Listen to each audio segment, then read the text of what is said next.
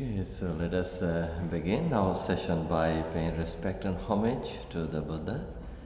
Let us recite Namo Tassa 3 times together. Namo Tassa Bhagavato Arahato Samma Sambuddhassa. Namo Tassa Bhagavato Arahato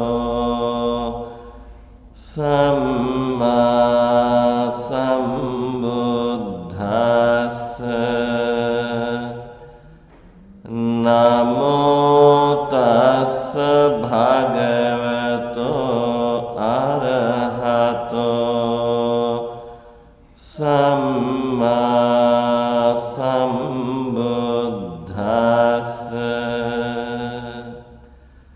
I pay my homage to Him, the Blessed One, the Worthy One, the fully enlightened Buddha.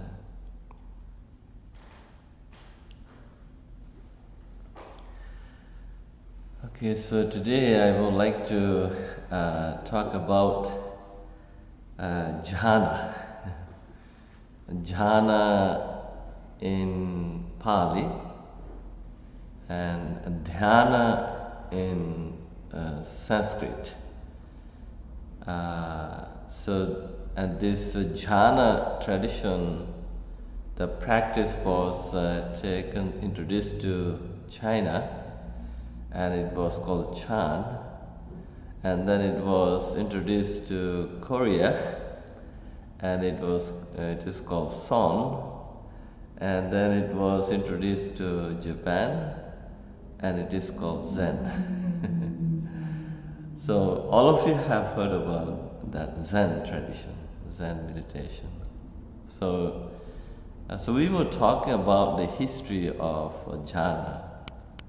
I had this conversation with one of our students this week, and he said, Bhante, we practice meditation, and of course nowadays people would do something only if there are benefits. Without benefits, I think nobody would do anything. That's the nature of the people in the society. So I said, well, meditation has a lot of benefits. In addition to what modern doctors, psychologists, psychiatrists are talking about, the benefits of meditation. I think in Buddha's teaching, there are a lot of benefits of meditation, and the final benefit is called Nibbana.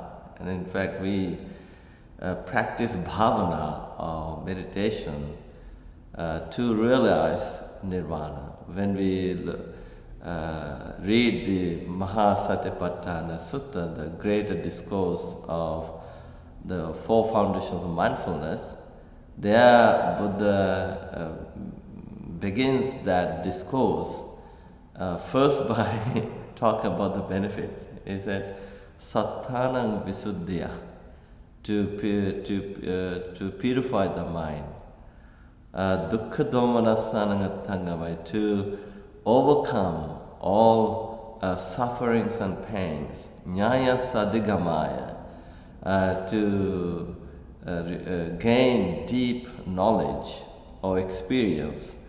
And Nibbana Sachikiriyaya, to realize Nirvana. So these are the some major benefits that Buddha talked about at the beginning of this meditation on the mindfulness.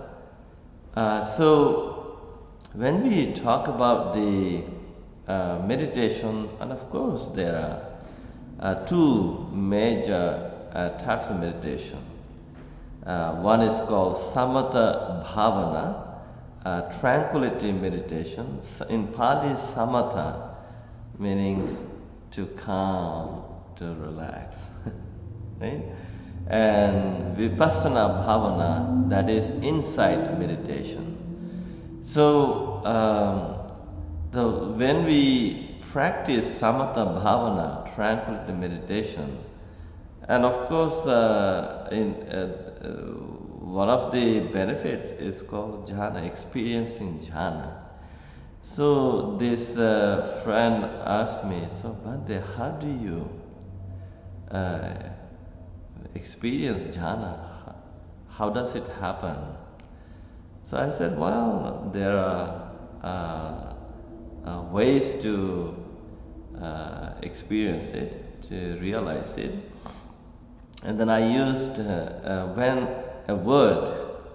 when conditions, all conditions are aligned, then it will happen. It's one fundamental principle of the Buddha's teachings is called Hetuphala, cause and effect. So, so jhana, so let's say the dhyana, jhana, zen, song, chant, whatever you call it. So jhana simply means calm state of the mind. Calm state of the mind. So Buddha recognized that as bliss, sukha, happiness. So he said, monks, don't be afraid to experience jhana. It is a form of nibbana experience. So when we talk about this jhana, first we need to understand why jhana does not arise. Let's say I think on Wednesday sessions, maybe most of you come here because you were told that meditation is good for you. Meditation is the best medicine for stress. So for the stress relief, or if there are any other emotional or psychological turmoils in life, to liberate yourself from those turmoils and to live in peace and harmony. Maybe to live a healthy life. That's fair enough. Of course, you can live a healthy life. You can live a stress-free life.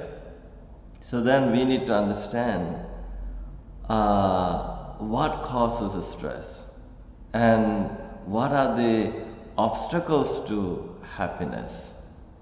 So this jhana is an internal experience, the inner experience. It's a product of the mind. Mind is very powerful tool. You know, here Buddha says whatever you're looking for is not out there. And of course the world, the society is trying to conquer the world. But people have conquered the world, but still there are a lot of turmoils, there are a lot of problems. So so this turmoil is also being created by the human mind. Our mind is not relaxed, our mind is not calm, our mind is not pure, our mind is not in a state of composure or samadhi or jhana. So now here, first we need to understand why jhana does not arise. Okay? It's like, you know, we all can experience this jhana. It's not just the monks. Even you as lay people. Even I think for you maybe it's a bit difficult because you're involved with a lot of worldly things. You're living in the society, You have a lot of involvements. You had to work, you had to attend to a lot of things. But this jhana experience requires a lot of practice. So, so now there are obstacles to jhana experience. This is what we need to understand first. The very first thing to understand, there are 5 obstacles. Okay, 5 obstacles, 5 hindrances. These are called pancha nivarana. Pancha nivarana. The first one is sensual desire. As in, we are social beings. We all are looking for sensual pleasures. So to enjoy sensual pleasures, then what happens? Our mind is always looking for it outside. So the jhana is not an outside thing. It is an inside work. So when mind is seeking the pleasure, there's a craving for sights, craving for sounds, craving for tastes, craving for pleasures, and this craving keeps the mind outward bound and restless all the time. It's not enough, one after another, one after another. It's an endless thing. You always feel incomplete. You want more. That's the nature of this. It's called kama chanda. Kama chanda. So in that case, it's an obstacle to jhana. Right? And the next obstacle is ill will or anger or hatred, resentment. So anger, irritation, annoyance always disturb our inner peace. It's called vyapada. And it prevents mental unification. So when somebody is angry, we know that when we are angry, we feel the agony within.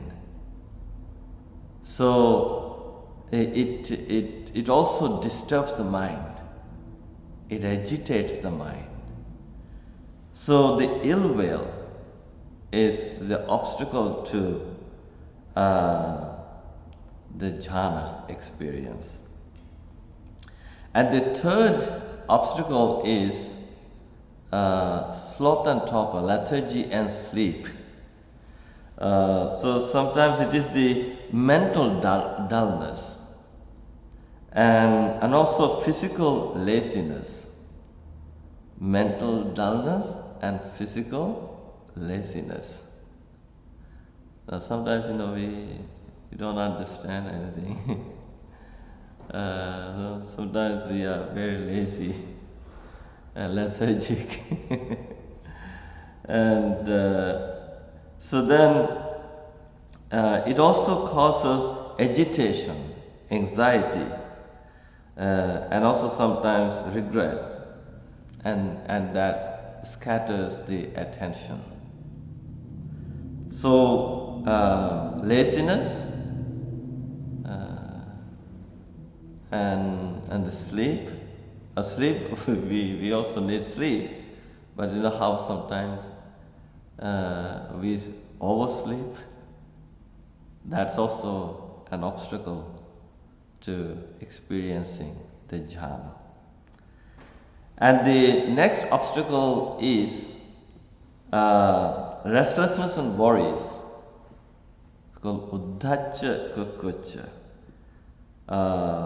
So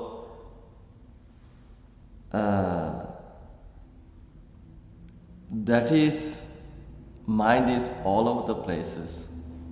Maybe it's like the like the monkey mind. It's not in one place. It's all over the places. So when we have a scattered mind, that scattered mind is the obstacle to the experiencing the jhana. And then next obstacle is doubt. Doubt, that is vicikiccha. So like maybe we have the doubt about this practice. Okay, even you may have a doubt about this jhana experience today. Okay, Bhante Saranapala is talking about this jhana. He is talking about the obstacles, these fires. Is that true? Now, practicing meditation, will it help me? Will it help me to experience what I want to experience through meditation? Right? So, this doubt also an obstacle to experiencing jhana. Okay? So, if these 5 obstacles are present, jhana experience is not possible. Okay? So now in day-to-day life, you look at yourself, okay, what am I doing in day-to-day life? Am I craving for sensual pleasures? Of course, all sentient beings, everybody, all puthujjanas, unenlightened beings, always look for the cravings for sensual pleasures. And of course, people get angry. Anger is part of the puthujjana mind, unenlightened mind. If something goes against you, then you get upset, you get angry. So, and then sometimes we are lazy. Sometimes, we don't want to do anything. We have this mental dullness. We have this physical laziness. So we don't do any practice. We don't make any effort. And then sometimes our mind is so agitated. Our mind is all over the places, scattered all over the places. And so that brings anxiety and also a lot of regrets. And then sometimes we start doubting everything. What am I doing here? What is this? Will this work for me? So then these are the major 5 obstacles to experiencing jhana, even during meditation. Now, look at yourself sincerely, even during the meditation today. Look at yourself. Is my mind occupied with the craving for sensual pleasures? Or is my mind occupied with resentment or resisting whatever is happening? Or is my mind lazy or dull? Or is my mind agitated, disturbed? Or is my mind doubting all this? Okay? Maybe from the moment we get up in the morning till we hit the bed in the night, our mind is occupied with at least with 1 or 2 or 3 or 4 or with all 5. No? Like, look at yourself. See, Buddha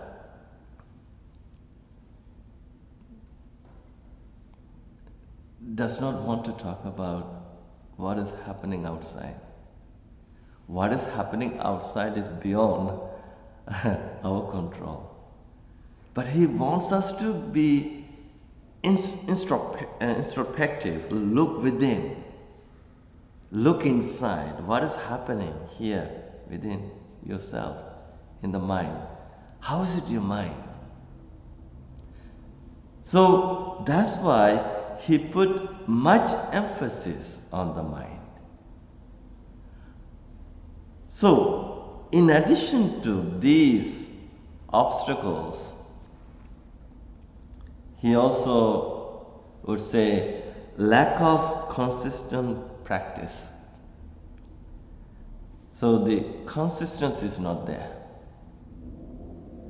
So maybe, let's say, if you create a habit of doing meditation, do this every day. Be consistent. Maybe in the morning, maybe in the evening, half an hour. That time is yours. Shut down everything and go to meditate. But then, sometimes when we human beings, today we feel like doing it, and next day we don't do it. So there's no consistency.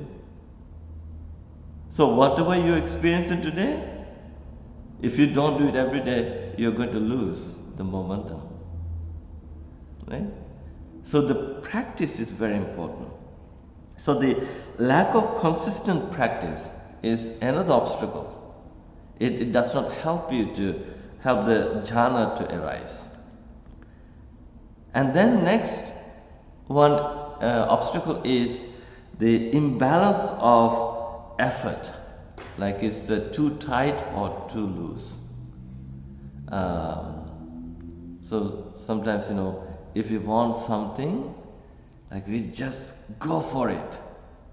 It's something like this. Let's say, even for you, like when you put too much effort, that could also cause the stress.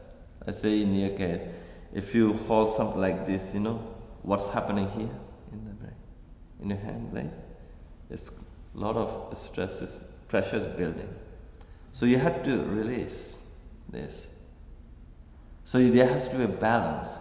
Like even in meditation, sometimes when you sit like this, very stiff like this, then mind cannot rest. There's an imbalance in it. And also when you're very too loose like this, then sleep, lethargy, that obstacle pops up here. And then mind cannot stay in the state of balance. So somehow you need to, find a balance between the mind and body. Be comfortable with the posture and try to keep your mind right here with the meditation object. Finding the balance is very important. And then another obstacle to the jhana is unstable moral foundation. So when we talk about moral foundation, at least if you're serious about the jhana experience, you need to observe 5 training principles, Panchasila.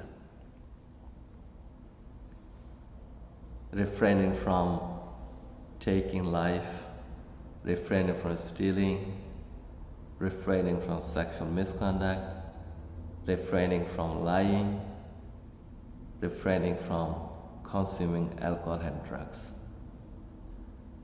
So, but if we don't refrain, and if we, no matter how much time we put into meditation, but if we allow ourselves to engage in these 5 negative actions, I would say, sometimes people may say, so why do you think those are negative actions? Those are natural things. Of course, it could be natural thing, but these are the unwholesome actions making mind become impure and wanting for more. Right? So, morality is the foundation. Moral purity is very important. So if the morality is not pure, if the moral foundation is not strong, the jhana cannot arise. The mind cannot enter this state of experience of jhana. And then attachment to results. Like, I want to experience jhana now. How people become very impatient. That is also an obstacle to experiencing jhana. Okay? So, people come here, my life is at the moment so crazy, I want peace of mind, I want peace, peace, peace, peace, peace. How you just push yourself. Wanting peace, wanting jhana now is another obstacle.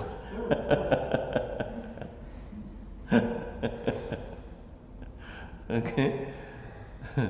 So I just explained why jhana does not arise.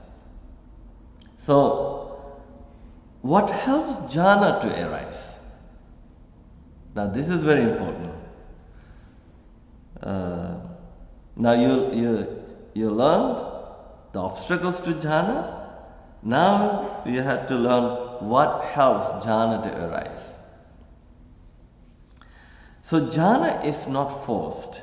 It is allowed through proper conditions. So when all conditions are right, then it will happen. Okay, the very first condition of the jhana, that is the purification of conduct.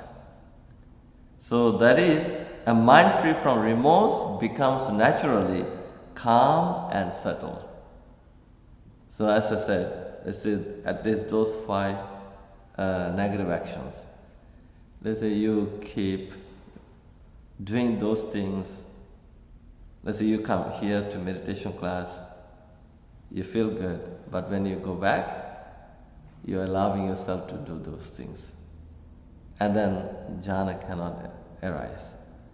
But here, you say, okay, today I started meditation practice with the moral principles. Like, in Buddhist tradition, every service, every program starts with observing the 5 precepts. Okay? Even here, maybe we should start here. Now I don't do it here because I have people from all backgrounds and I don't want to impose. But if you're serious about this practice, if you really want to benefit from meditation,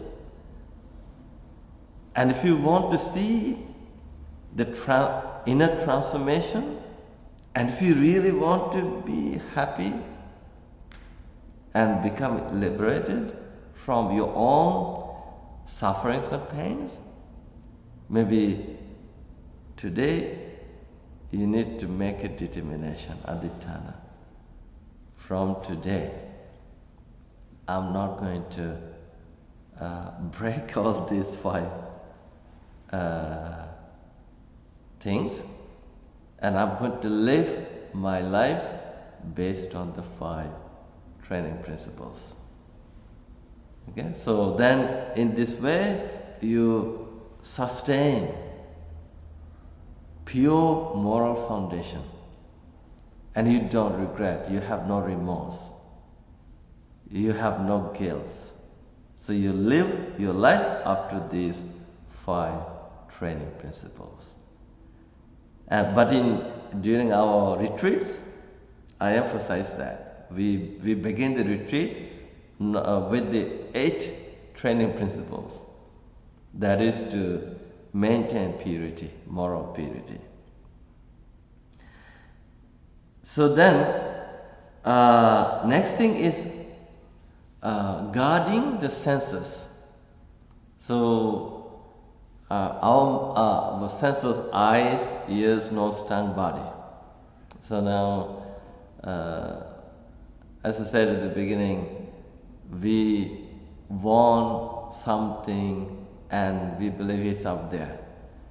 If we, let's say the craving for the sights, craving for sounds, craving for taste, craving for pleasures, and in fact we all are doing every day to gratify our senses, and we are craving for those pleasures. So there's no end to it, one after another, one after another, one after another. So now you intentionally train yourself. Okay, from today, as I observe the 5 precepts, maintaining the moral purity, but at the same time, I'm going to guard my senses. Okay, so I'm going to be more mindful. I'm not going to let my mind go after everything out there. So that is to reduce stimulations. So the reducing stimulations supports inward attention. So if we don't guard our senses, there will be a lot of stimulations. But if we guard the senses, then there are no agitation. So we can actually see that, how we have this craving for when we see something. It could be even using the phone, even the TV or social media, or listening to music, even eating at restaurants, Of course, we enjoy it, but if we get a good taste, we want it more and more, So here, actually, I'm not saying you should not be doing this. It's up to you. But what causes the mind to become so restless and agitated? And what causes the mind to create the suffering, the pain? So, to experience jhana, as we continue to observe the 5 precepts, and at the same time we continue to guard our senses. Now we have control over the senses. Sense restraint is very, very important. And then the third condition for the jhana experience is continuous mindfulness practice. Like whatever we are doing in day-to-day life, staying present with the meditation object is very important. So that builds the stability. So maybe you can give a try every day. The moment you get up in the morning, see whether you can mindfully get out of the bed. And when you go to the washroom, see whether you can go to washroom mindfully.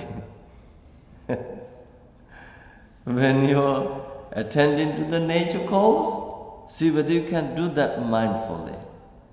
When you are brushing your teeth, see whether you can do that mindfully. When you wash your face or when you take a shower, see whether you can do that mindfully.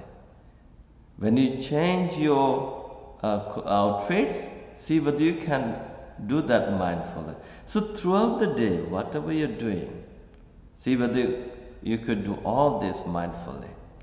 So mindfulness helps you remain grounded. That's the most important thing. And then during meditation practice, see whether you can be mindful of the breath. We are doing Anapanasati meditation, breath meditation. See whether you can sustain your full attention on the breath.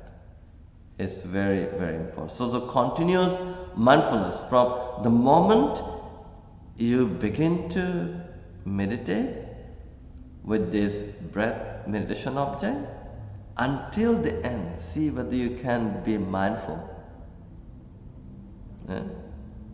Don't lose, try not to lose the mindfulness of the breath. So that means you have to keep your mind right here now, focusing on the breath with 100% attention. So continuous mindfulness is another condition for jhana experience. And then of course the balanced effort, like you don't have to put too much effort or you don't have to concentrate too much. Just, find a balance. Neither too loose nor too tight. It's like there's a story, Venerable Sona, who got fed up with the lay life, the social life, and after hearing the Buddha's teaching, he decided to become the monk, disciple of the Buddha. And he said, okay, I want to become enlightened, I want to experience jhana as soon as possible. So with this intention in mind, he put so much effort into the practice, day and night, day and night, day and night. Now, even he doesn't want to sleep. He realized sleeping is a kind of waste of time. I may lose my momentum. So in order to avoid sleep, he would just continuously do the walking meditation to keep himself awake. And then eventually it started hurting his feet. And then he said, my goodness, I put so much effort into the practice. I don't think I have achieved my goal. What am I doing here? And then he got so fed up, and then he wanted to go back to lay life. And then before making that decision, he wanted to go and see the Buddha. And then he went to see the Buddha, and he told him what happened to him, what he did. And the Buddha said, Sona, were you not a musician before becoming a monk? He said, yes. Then if you want to produce the desired music, if you're, let's say, guitar, the string is too tight, will it produce the music you want? He said, no. But if it is too loose, will it produce the music you want? He said, no. Then if you want to create the music you want, what do? He says, I just tune up, and the string of the guitar should not be too tight, nor too loose. So the Buddha said, in the same way, O Sona, in meditation, you need to find a balance. You cannot have uh, you don't have to put too much effort into this. Sometimes when you concentrate too much, it also becomes an obstacle. So during meditation, like when you sit down on the cushion, maybe whatever posture you assume, and you find a balance. So there has to be balance in all this. And also breathing. Sometimes how sometimes people on purpose just no. See, it has to be very natural breath. Let it be natural. Find a balance there. And then during meditation, always make sure those 5 obstacles are not there. Sensual desire, anger, lethargy and sleep, restlessness and agitation, worries, and doubt. So if you can make your mind free from these 5 obstacles, in addition to other conditions I explained, then the mind is slowly preparing to enter the jhana. So in this jhana experience, another thing that you have to keep in mind, jhana experience requires a lot of letting go. Maybe letting go of those 5 negative actions, letting go of sensual cravings, sensual pleasures, letting go of anger, letting go of lethargy and sleep, letting go of worries and agitation, letting go of doubts. Right? So when you choose to let go these 5 obstacles, then your mind is ready. Then you create a suitable environment for the mind to experience the jhana. Quiet, simplicity, and continuously doing the meditation. And this, when you create this suitable environment for the mind, then mind naturally produces the jhana experience for you. So that is very calm, stable. So when we talk about this jhana, maybe the simple way to understand this. So jhana is like a still lake. So the hindrances, 5 obstacles, are like wind, mud, and waves disturbing the water. Right? So when your mind is always, if you remain always on the surface of the water, you're subject to the waves. You're subject to the wind. So the supporting conditions like moral foundation, continuous mindfulness practice, guarding the senses, development of the 5 jhana factors, help and letting go of all these negative actions, negative thoughts, negative feelings, negative perceptions, and then naturally makes your mind very still and clear. And a still mind stable and clear mind has the power to create this jhana, deep, calm state of the mind. And this jhana experience is a bliss, and Buddha said, "Oh monks, don't be afraid to experience the jhana. You remain there as long as you wish.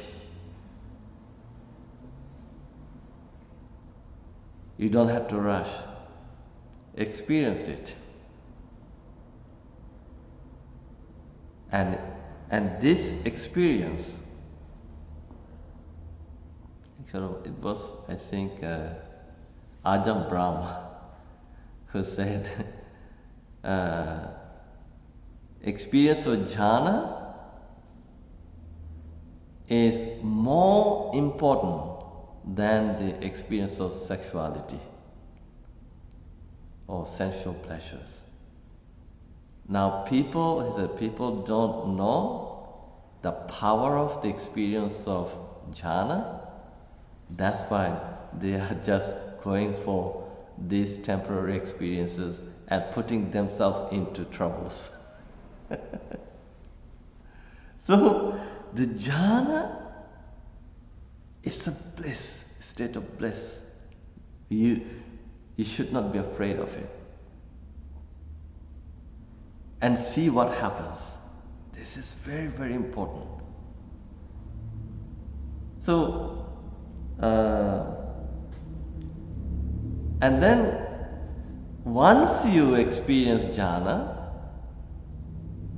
from there you can go, allow yourself to go towards the Nibbana realization. There are actually 4 jhanas. We call it Patama jhana, Dutiya jhana, Tritiya jhana, Chaturtha jhana. The first jhana, second jhana, third jhana, fourth jhana. But it requires a lot of explanations. But maybe we can, maybe we should have a jhana retreat one day. We can discuss these things in detail. But at least if you really into meditation, you should make a determination at least to experience the first jhana and see what happens. This jhana experience is going to transform your life. And then whatever the pleasures you're enjoying in day-to-day life, you say, wow, these are nothing compared to the experience of jhana experience.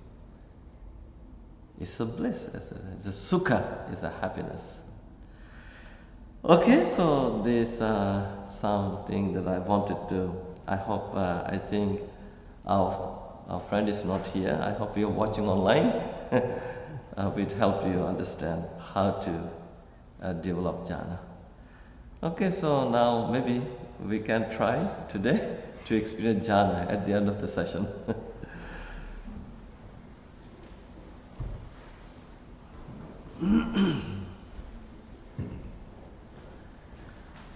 Okay, so I would like all of you to assume a very nice and comfortable posture for meditation. But if you would like to meditate like the Buddha, feel free to assume the full lotus posture or half lotus posture. Resting your hands on the lap, the right hand on the left one, and having your back straight, neither too rigid nor too loose, and slowly closing your eyes. Now, kindly extend an invitation to your mind. Come to the present.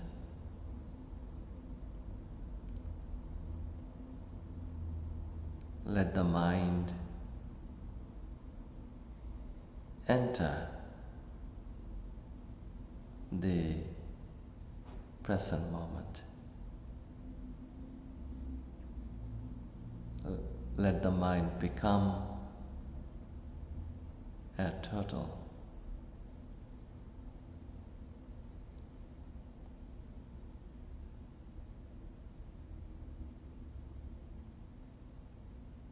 When you allow your mind to become a total, it is safe.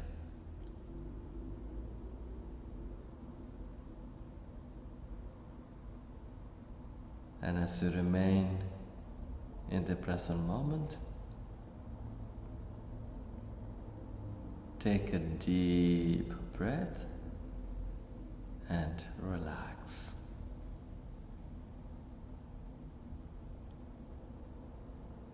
Feel free to take deep breaths as many times as possible until you feel relaxed, comfortable, and find a balance in this meditation posture.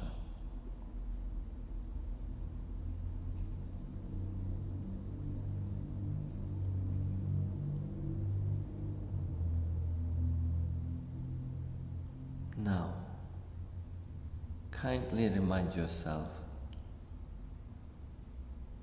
I am practicing meditation at least to experience the jhāna, deep, calm state of the mind, free from all disturbances, free from all obstacles.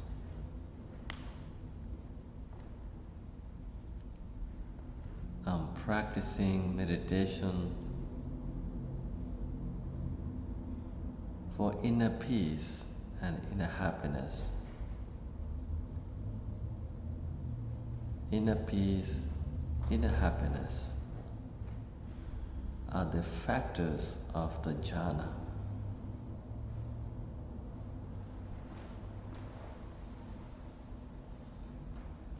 Freedom from the 5 obstacles.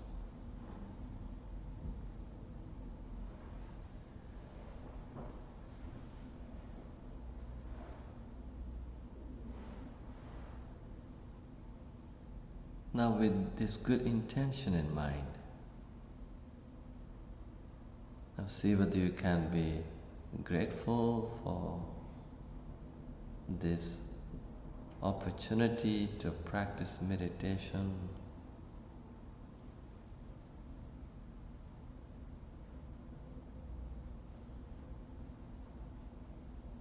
If you feel grateful, let your mind and heart become filled with the feelings of gratitude. Let such feelings of gratitude overflow and reach out to every part of your body. Let the whole body and mind become an embodiment of gratitude.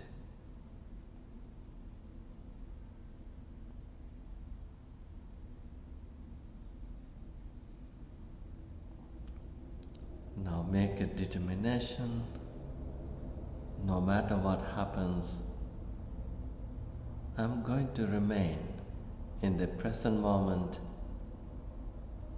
with the breath, continuously sustaining mindfulness, attention.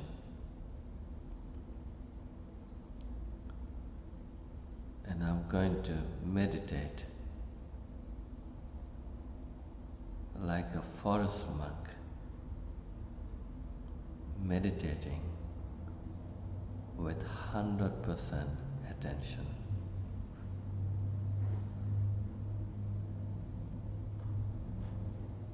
With such determination, you can listen to the sound of the meditation bell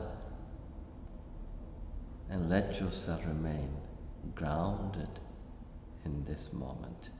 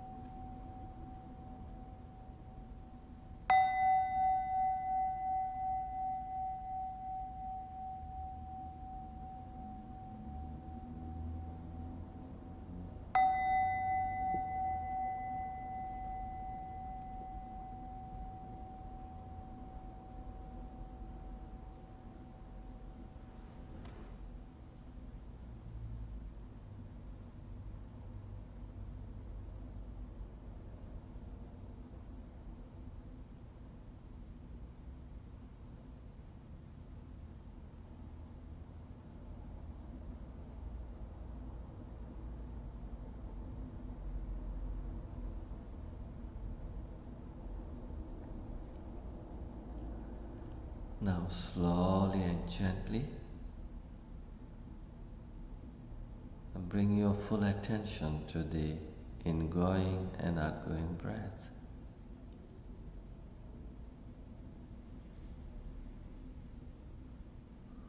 Keeping your mind in between the nose tip and upper lip, let the mind watch and feel the breath going in, going out.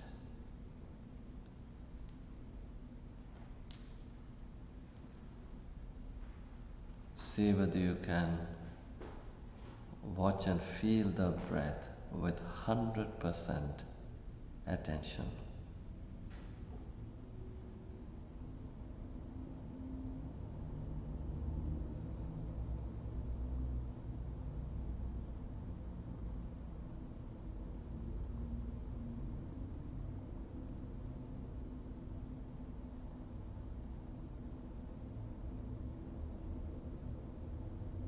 Breathe in, breathe out, mindfully, and relax.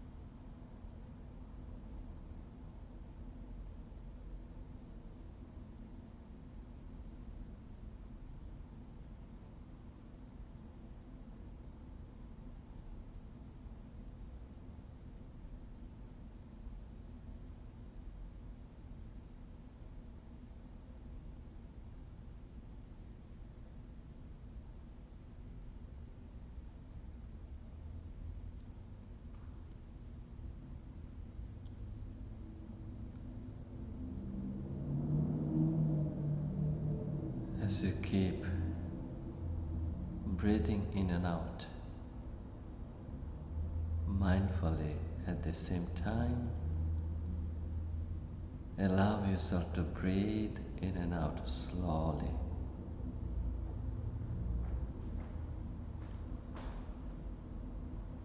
Just like the turtle that keeps walking slowly and steadily, in the same way, allow yourself to breathe in and out slowly, but with 100% attention, and relax.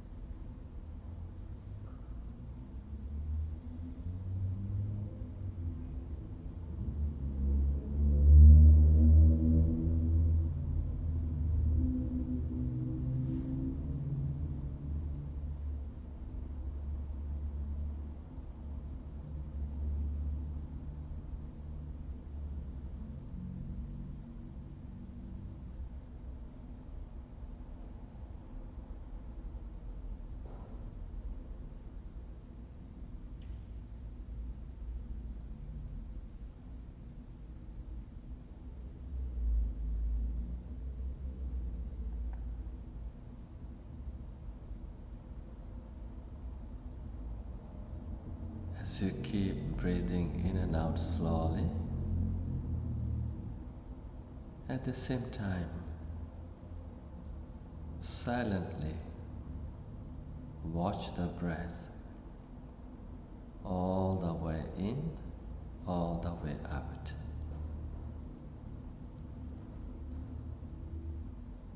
See whether you can sustain your 100% attention on the breath.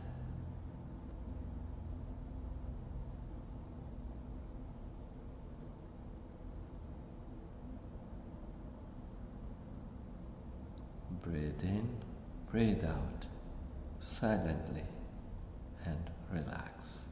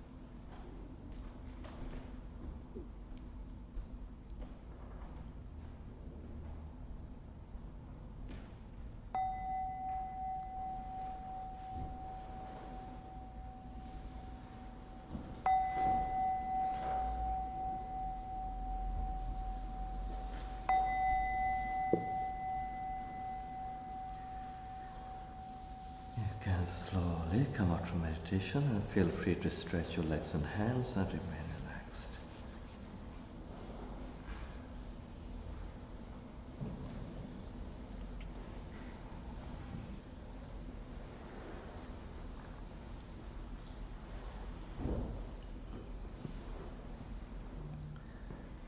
Okay, so I would like to do a brief blessing chanting.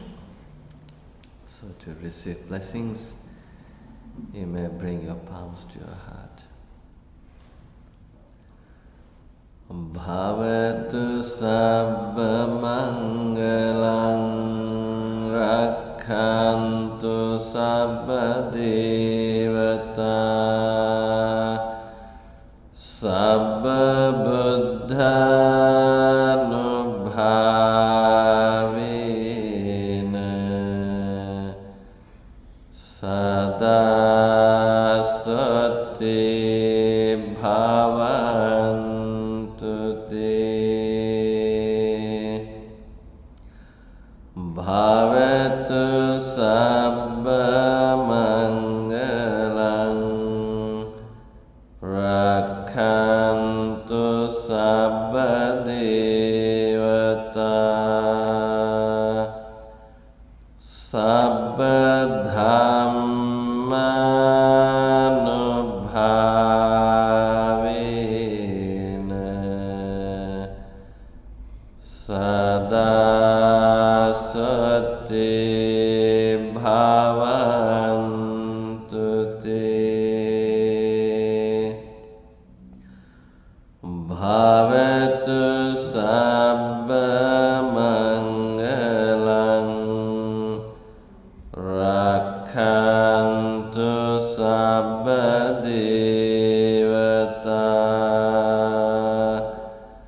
sabba sanghanubhavena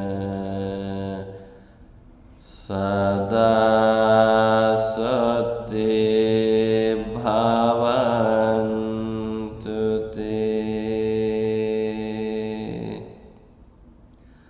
By the power of the meditation, by the power of the noble triple gem, the Buddha, the Dhamma, the Sangha, may you all be well, happy and peaceful.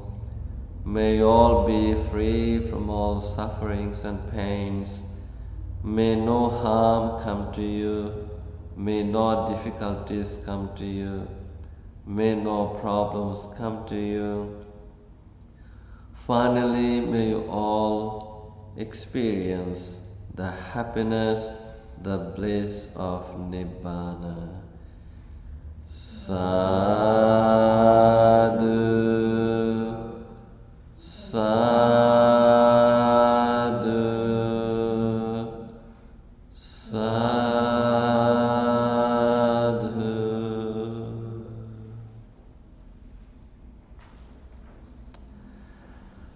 All right, so if you're coming to the retreat this Saturday, I will see you on Saturday. Otherwise, I'll see you next Wednesday.